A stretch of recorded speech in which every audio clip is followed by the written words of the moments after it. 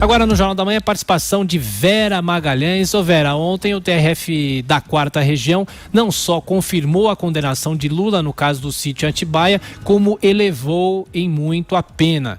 Você acha que foi uma decisão surpreendente? Que análise é possível fazer desse julgamento de ontem, Vera Magalhães? Olá, Thiago, Kalina, a todos. Foi surpreendente porque muita gente esperava, Thiago, que eles fossem evitar chancelar a decisão de primeira instância da juíza Gabriela Hart por conta daquela decisão do Supremo Tribunal Federal que manda que réus delatados falem depois dos delatores em manifestações finais. Mas os desembargadores da 8ª turma do TRF4 entenderam que não se aplica a decisão do TSE ao caso do ex-presidente Lula, ao caso do sítio de Atibaia. Por quê? Porque dizem que não houve prejuízo a Lula pelas manifestações feitas pelos réus delatores, não foi trazido nada de novo em manifestações finais que, portanto, provocasse algum prejuízo à defesa do petista, que ele não requereu em tempo hábil e também, aí sim, uma decisão bastante política e, a meu ver, de crítica indisfarçada ao STF. Os três disseram de diferentes formas nos seus votos que uma decisão não pode sustar decisões de juízes em todo o país e anteriores a ela própria, que eles não teriam como ter bola de cristal, não teriam como adivinhar que o Supremo tomaria uma decisão sobre a ordem de manifestação de defesas que não estava prevista em lei e que impactaria todas as decisões para trás. O desembargador Poulsen chegou a dizer que isso era ferir o Estado Democrático de Direito porque subordinava decisões de juízes do Brasil inteiro a um pequeno grupo de Brasília.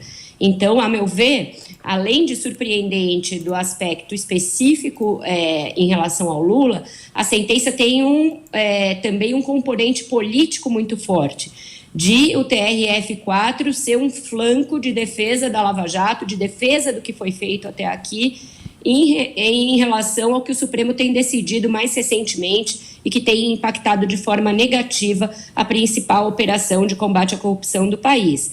No seu voto longuíssimo, o relator Gebran Neto chegou a pontuar vários momentos dos processos de Lula, voltou ao caso do triplex, evocou as provas como a dizer, olha, nós estamos decidindo de acordo com os autos, nós temos pleno conhecimento dos autos, nós sabemos o que está sendo julgado aqui. Ele afastou uma a uma as preliminares apresentadas pela defesa de Lula contra a juíza, dizendo que ela promoveu um copia e cola na sua sentença, foi afastando uma a uma e reforçando, portanto, o que foi feito no juízo de primeiro grau e na Lava Jato como um todo. Então, a meu ver, teve esse componente de ser um libelo de reafirmação da Lava Jato. E isso ficou claro também na majoração da pena. O TRF4 tem sido muito duro na aplicação da dosimetria das penas. Não é a primeira vez que ele aumenta uma pena arbitrada na primeira instância, na 13ª Vara de Curitiba, que é a vara preventa para julgar os casos da Lava Jato. Fez isso, inclusive, no outro caso do Lula, o do triplex do Guarujá. Agora aumentou bastante, de pouco mais de 12 anos para pouco mais de 17 anos. Isso mostra que também outra coisa que a gente vem dizendo ao longo dos anos aqui é também verdade para os juízes. Esse caso do sítio tem mais provas mais robustas, provas mais evidentes para condenar Lula do que aquele do sítio. Tem muito do triplex. Tem muito mais documentos, mais depoimentos, mais evidências de que o Lula chegou a frequentar realmente o sítio como dono, e isso tudo voltou, essa cronologia do caso voltou muito fortemente no julgamento desta quarta-feira no TRF4. Thiago. Vera, agora diante disso, qual vai ser a reação da defesa do Lula e qual a reação do STF? A da defesa do Lula já dá para saber. Recurso em todas as instâncias que eles puderem apresentar, recursos supervenientes, recursos ao mesmo tempo, para ganhar o máximo de tempo possível. Eles vão tentar anular a sentença, vão dizer que foi desrespeitada a decisão do Supremo sobre a ordem de manifestação do CEL, são capazes de insistir na suspeição da juíza Gabriela Hart, porque eles têm feito isso, mesmo questões já afastadas pelas instâncias anteriores, elas voltam em novos recursos em cortes superiores, como a entravar todo o processo. Então, essa é a base do procedimento que a defesa do Lula tem adotado.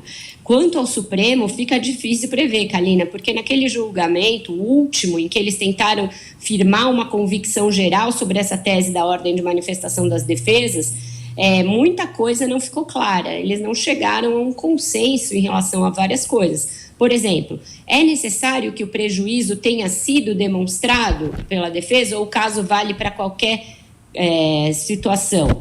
Houve ministros que opinaram em diferentes direções e não se chegou a um voto médio, não se chegou a uma composição, uma modulação desse voto.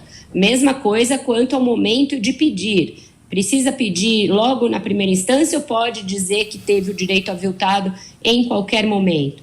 E a terceira coisa levantada pelo TRF4, essa os ministros do Supremo já enfrentaram, quanto a voltar, retroagir para casos já decididos. Eles, afinal, anularam, de fato, 2 sentenças anteriores. Então, nesse caso, eu acho que a interpretação do TRF4 é frontalmente oposta àquela que o Supremo decidiu. Por fim, tem um caráter político na decisão de ontem do TRF4 que eu acho que vale a pena a gente ressaltar aqui também.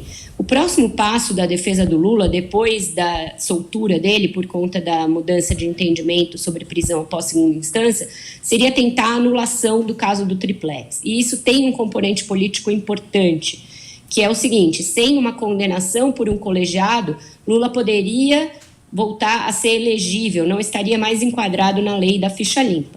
Agora ele tem duas condenações por órgãos colegiados, condenações fortes há muito tempo e por motivos e processos diferentes. Então, a frente de batalha para devolver Lula ao campo político, que é o sonho, a obsessão do PT, ela fica mais difícil. Precisa anular 2 sentenças dadas em 2 processos e alegando razões diferentes. Cada vez vai ficando mais difícil o PT convencer da tese de que Lula é um perseguido por todas as instâncias da justiça e por todos os motivos, por todas as testemunhas, etc.